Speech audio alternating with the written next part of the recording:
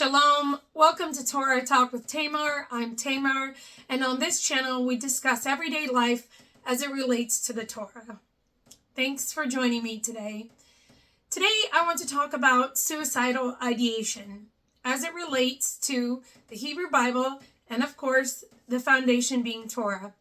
I was prompted to make this video today because of a topic that I saw in a news article, which I will share with you in a minute.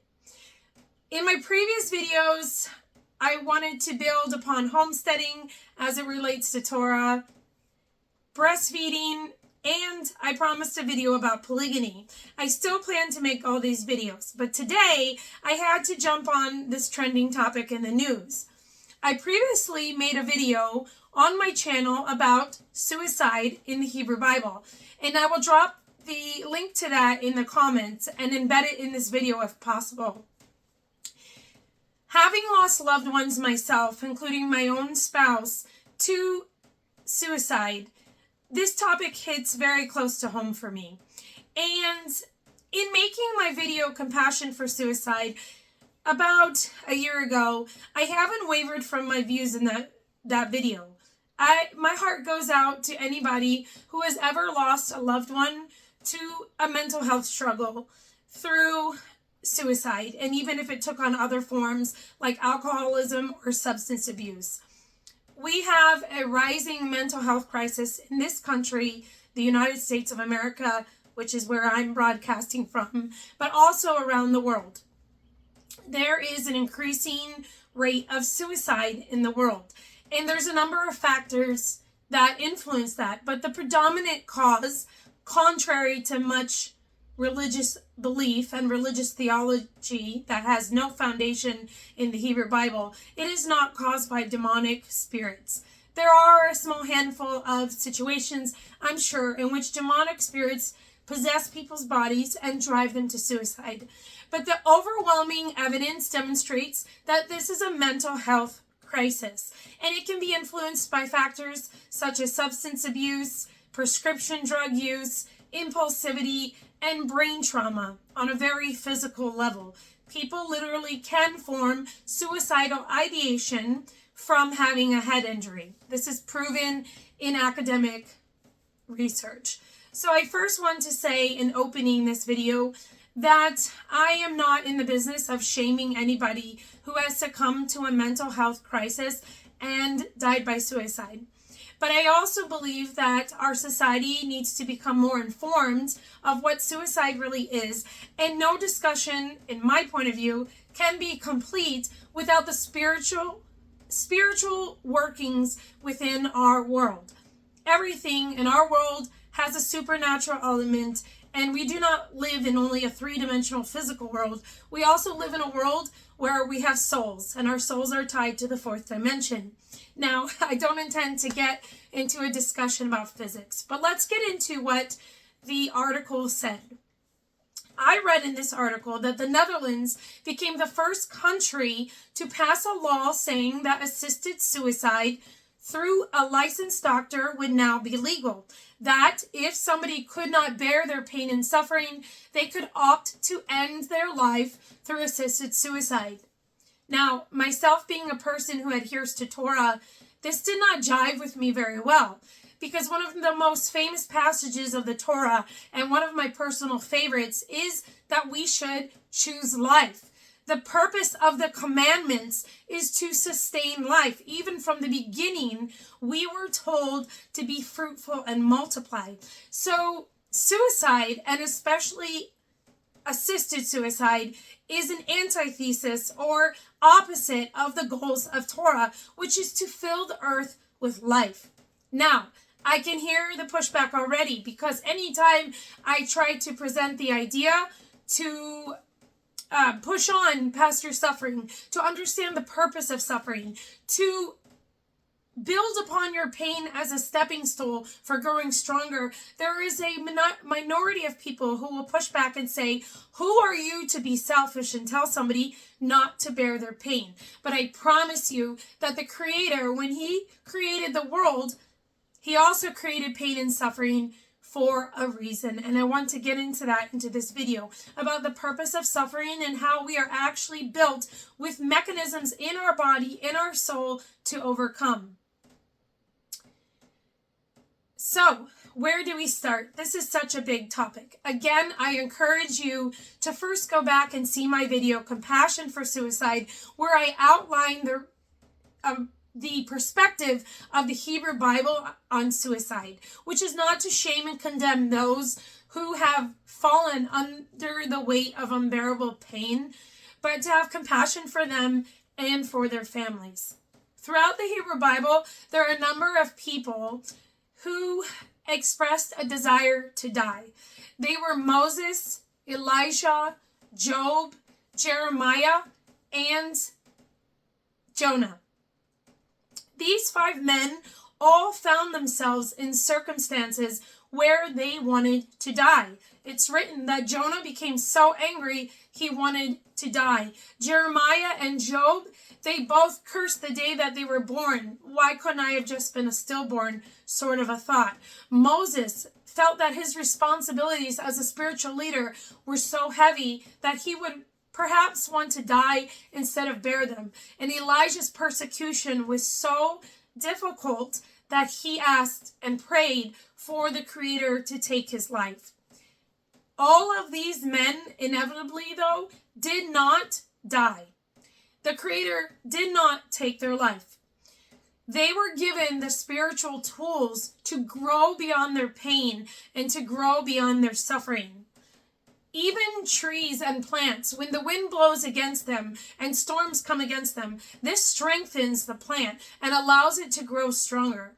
Our pain and suffering can be a catalyst for developmental growth and most of all, of spiritual growth. Even though this life is difficult, we can use those circumstances to grow as a person.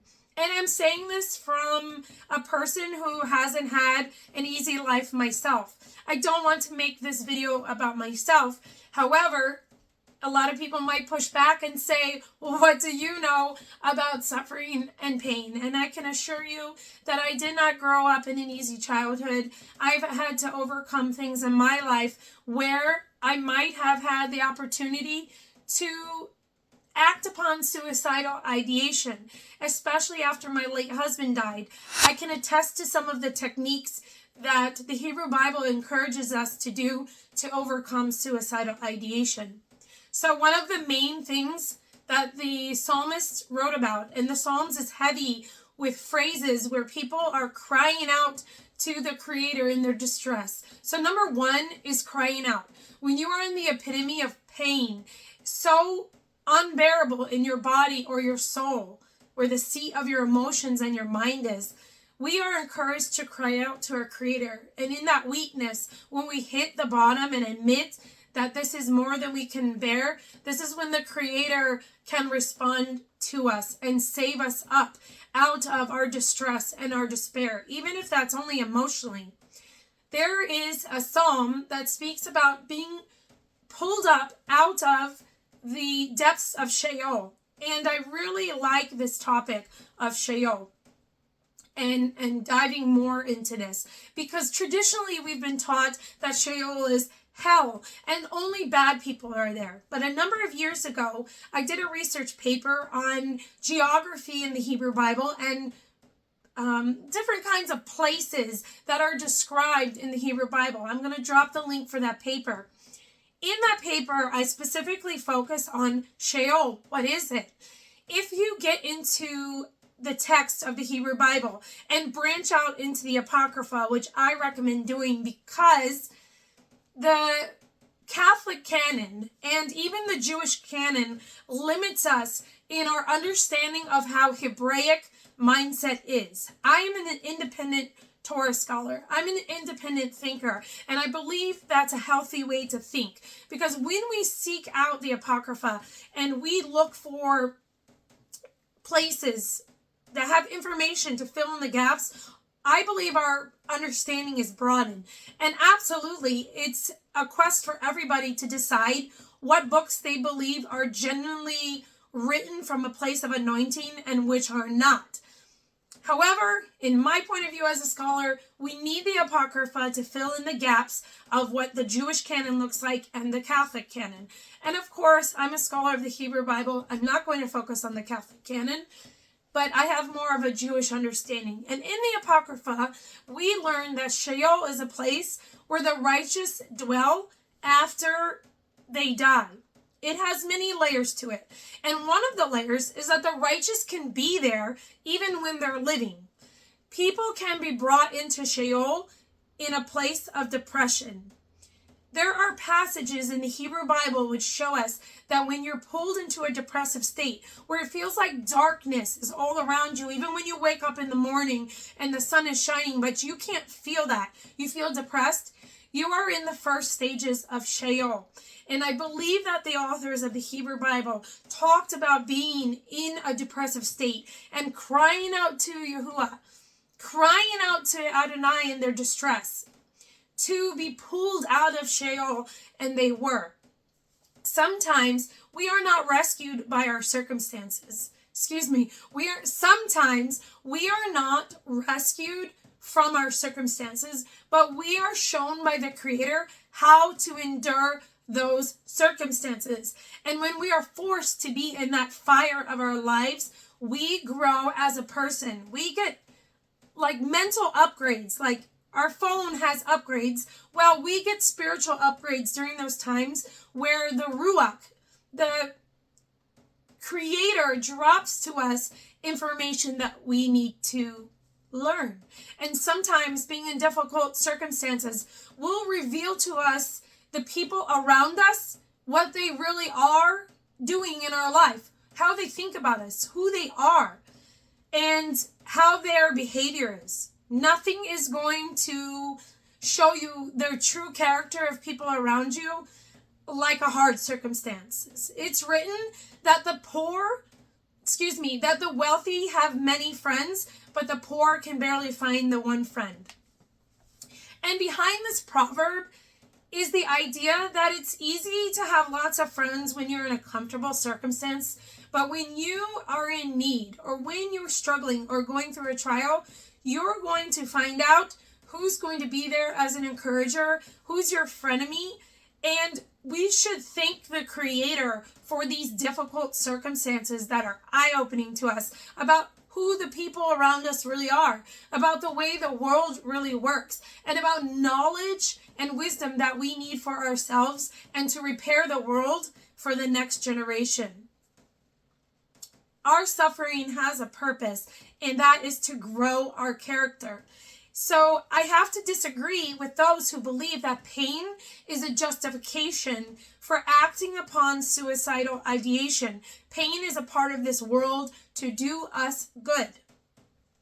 Now, of course, there might be exceptions to this, like a prisoner of war or a teenager who is kidnapped and sees no way of escape. There definitely is compassion, as I shared in my previous video, for those who are in chronically bad situations and have no way of escape. But even then, the Creator can act.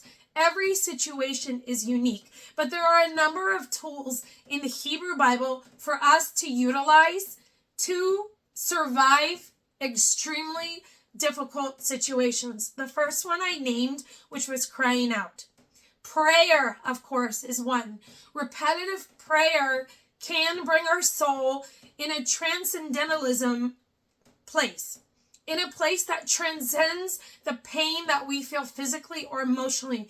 When we focus the Torah as the center of our thoughts, when we focus our Creator as the center of our thoughts, it's not necessarily a distraction from our pain, but it can help us put our pain into the scale of eternity.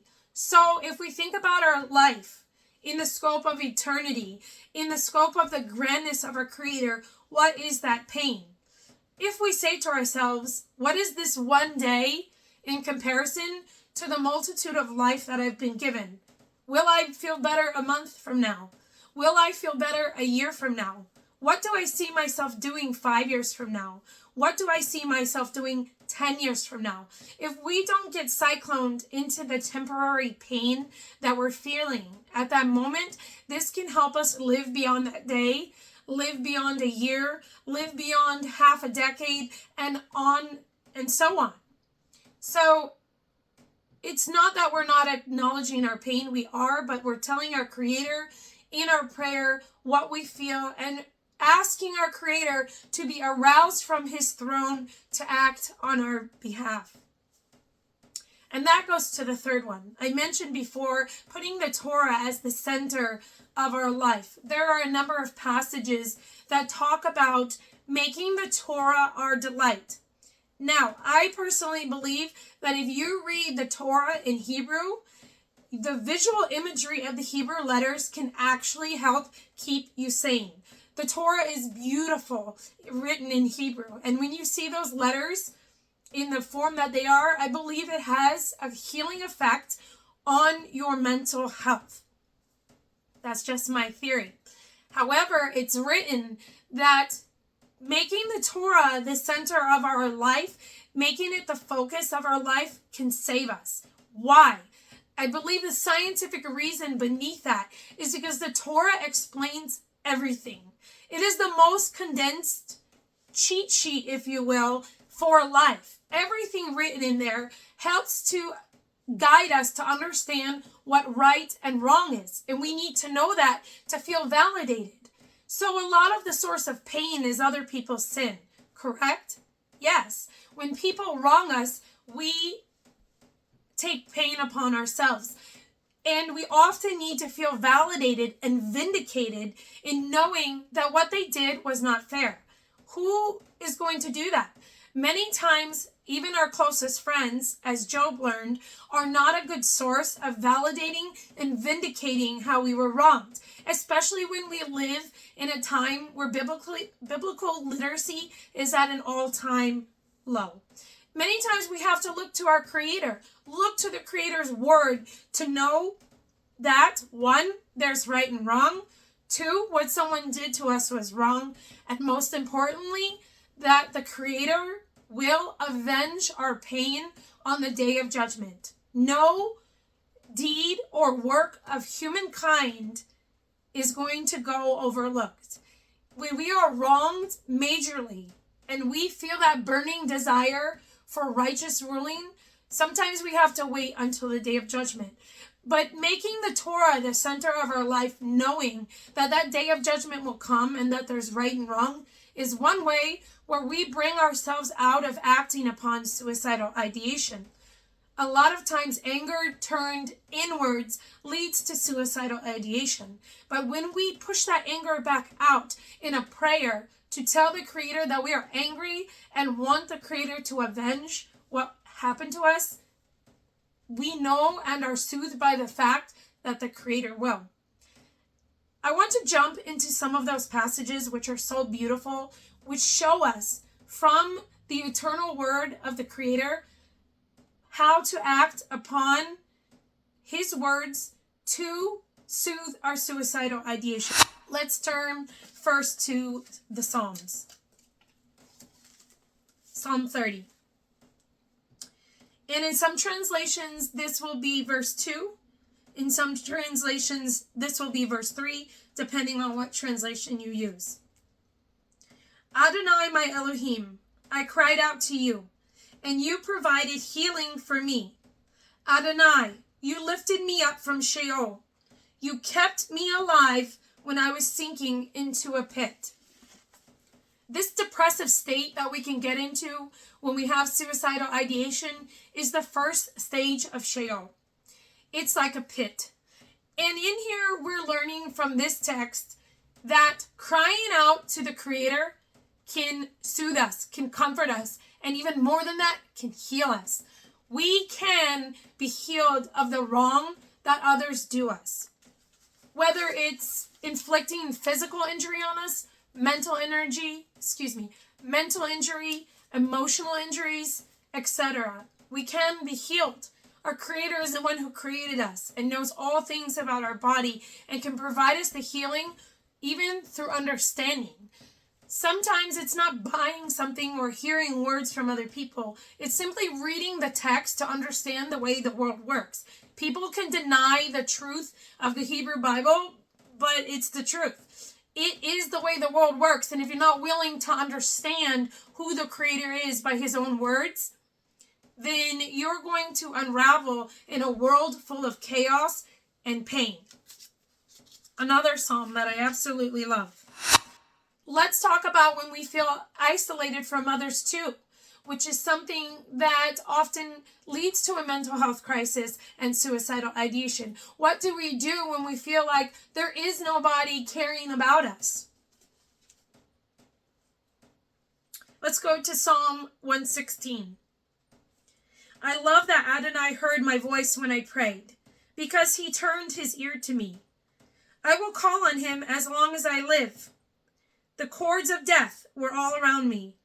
Sheol's constrictions held me fast. I was finding only distress and anguish, but I called on the name of Adonai. Please, Adonai, save me. Adonai is merciful and righteous. Yes, our Elohim is compassionate. Adonai preserves the thoughtless. When I was brought low, He saved me. My soul, return to your rest. For Adonai has been generous towards you. Yes, you have rescued me from death, my eyes from tears and my feet from falling. I will go on walking in the presence of Adonai, in the lands of the living. I will keep on trusting even when I say I am utterly miserable. Even when, in my panic, I declare everything human is deceptive. I want to read that part one more time. 10 and 11. I will keep on trusting even when I say I am utterly miserable. Even when in my panic I declare everything human is deceptive. So here the psalmist is saying, even when they feel like absolute misery, they will keep trusting in the word of Adonai. And what does that word say? Choose life. I think verse 11 is even more profound. The psalmist is saying that they will continue on living and choose to continue on living even when they feel that everything human around them is deceptive. Can't trust anybody. Can't rely on anybody. Have no friends. There's lots of things that can make us feel isolated. And that isolation can lead to mental health crises like suicidal ideation.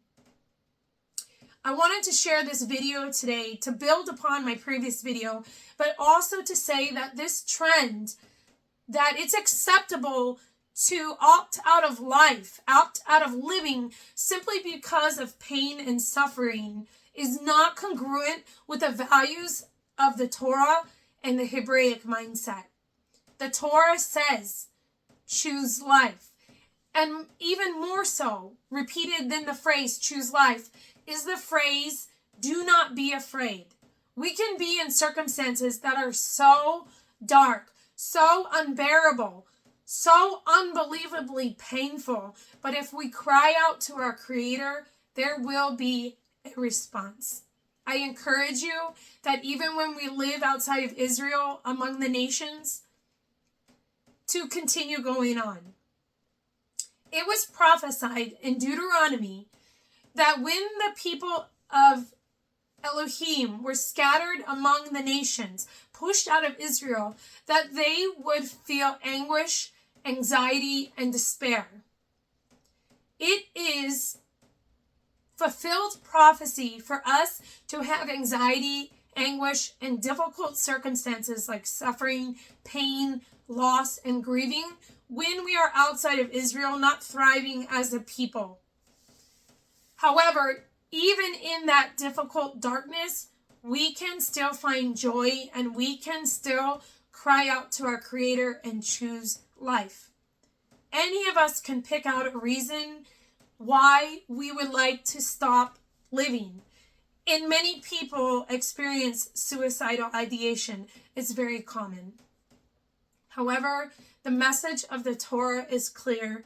Choose life. Thank you for joining me on another Torah Talk with Tamar. Please don't forget to like and subscribe this video so you can join me in more discussions about the Torah on my channel. Thanks so much. Shalom.